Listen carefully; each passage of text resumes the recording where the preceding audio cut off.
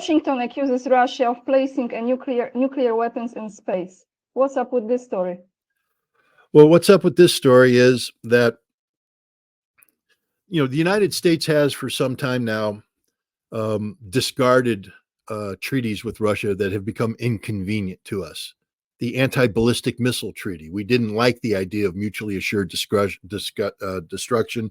We felt that Russia was weak and that we would exploit our technological superiority to put in place a missile shield that we said was for Iran, but was really for Russia to give us a unilateral advantage. So we withdrew from the treaty. And then we deployed a missile shield.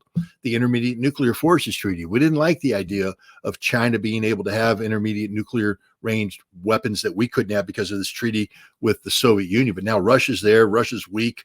We're just going to withdraw. We're going to lie about a Russian capability, withdraw from that treaty so that we can match the Chinese. The treaty became inconvenient. Open skies. We didn't like the idea of the Russians flying over our cities, over our bases. So we withdrew from the treaty. Inconvenient. And then the treaties that we do have, like New START, the Strategic Arms Reduction Treaty, were negotiated in bad faith. Anatoly Antonov, the current ambassador of Russia to the United States, was the negotiator of this treaty. He said that, the Americans lied straight up, that certain terms that are in the treaty were assumed to mean something based upon the negotiation. But afterwards, the Americans said, no, it doesn't say that in the treaty. So we're going to interpret it this way, which gives them the ability to rapidly increase the number of warheads in a time of crisis, unilateral advantage. And so the Russians have basically said, we're tired of you using treaties, getting out of treaties that are inconvenient to you, and then using existing treaties as a way to promote your to give you a unilateral advantage over us. The United States has built a way of waging war that is very dependent upon intelligence, surveillance capability, satellites that are up there, taking pictures, communicating data all up, and also communication satellites so that somebody can talk instantly from Washington, D.C. to a battlefield anywhere in the world, instant data transmission, get all the data in, things of that nature. Navigation, we can navigate precisely. We can guide our weapons in. This is all dependent upon satellites. But the satellites that we had been deploying are rather big and bulky, and there's only a handful of them. And so the fear was that nations like Russia, China, North Korea, Iran could develop anti-satellite interceptors that could go up and take out major U.S. satellites and blind us in time of war. So we've developed a new satellite. It's a constellation of smaller satellites along the lines of Elon Musk's Starlink, and we're going to saturate these satellites in low Earth orbit, which makes them difficult to track and shoot down. And there's going to be so many. We're talking about hundreds of satellites, and these satellites will give us the ability to wage war the way we want to wage war. And the Russians are looking at that, and they look at the Outer Space Treaty, and they say, wait a minute, we signed a treaty with you in 1967 that said that space is supposed to be exclusively for peaceful use, but you've weaponized it, you've militarized it. And this isn't, passive, this is aggressive. You're building an offensive military capability that only you have. And we don't have enough interceptors. The whole idea of this thing is that the Russian interceptors can't shoot them all down. And the other thing about the design is if you take out 10 satellites, next week we can launch 10 more and replace them, and they fit right in. So the Russians are looking at that saying, if we go to war against the United States, and remember, it's not that we're pursuing the war, it's NATO and the United States that are talking about war. And we have to be concerned about this, because if we do go to war against them, they're going to have this advantage from all these satellites. All their weapon systems are going to work. All their communication is going to be perfect, unless we develop a weapon that can take them out. How do you take out hundreds of satellites in low Earth orbit? A nuclear explosion in outer space. You fry them all instantly. It's done, finished. So the Russians, I believe, have sat there and they've designed a weapon. They haven't deployed it yet because that'd be a violation of the treaty. But they designed a weapon that may even be ready.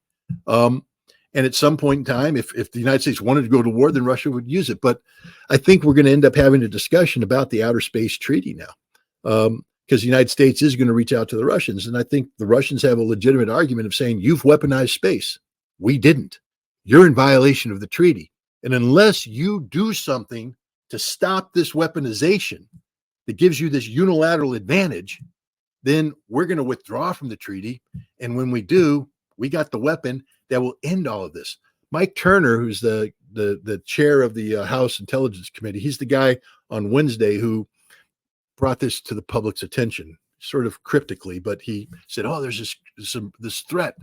Now, why did he do it on Wednesday? Because on Thursday, the White House was already scheduled to meet with the Gang of Eight, those the 4 senators and 4 representatives, the secret cabal, to talk about this very issue.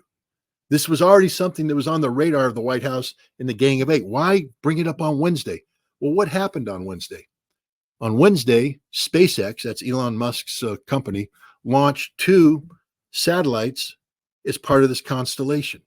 Last year, they launched, I think, 28 of the satellites. They just launched 2 more research and development satellites. This program costs billions of dollars, at least 14 billion, probably more. It's a lot of money. And the entire American defense establishment is geared towards this program. And Turner's saying, time out.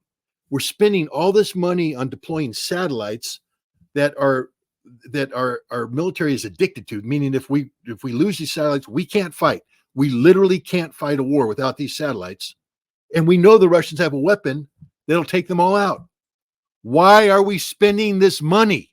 Why are we doing this? What are we doing about this problem? Because we're heading down the highway to hell. Because if we're talking about confronting the Russians, talking about, going to war against the Russians, we just are giving Russia the ability to kill us all, because these satellites will stop working. When they stop working, we can't communicate. We have no intelligence. We have no guidance and control. We got nothing. And the Russians have everything because they're not as dependent upon satellites as we are. So I think that's why he leaked it, so that it could become part of the public debate. The problem is, in leaking it, he destroyed the source of information. From what the media is saying, this was raw intelligence, which means it's unprocessed intelligence, which means it's coming straight from the source. I doubt it's a human intelligence source, because they just wouldn't let members of Congress read human stuff. So it's a technical source, meaning that somehow we managed to find a way to intercept communications or data about this test. And there was a recent development dating back a couple months that exposed this. But now that Turner's talked about this, the Russians know that we know something about that. So they'll go back and reverse engineer, the meetings that took place, communications, and then they're going to shut it down, and we'll never hear about this again. And so at a time when we should actually be saying, hey, we need to know more about this, what the Russians intend, so that we can put together a negotiating package with the Russians to try and resolve this issue, we're going to go blind, deaf, dumb, and blind, because Mike Turner played politics with American national security.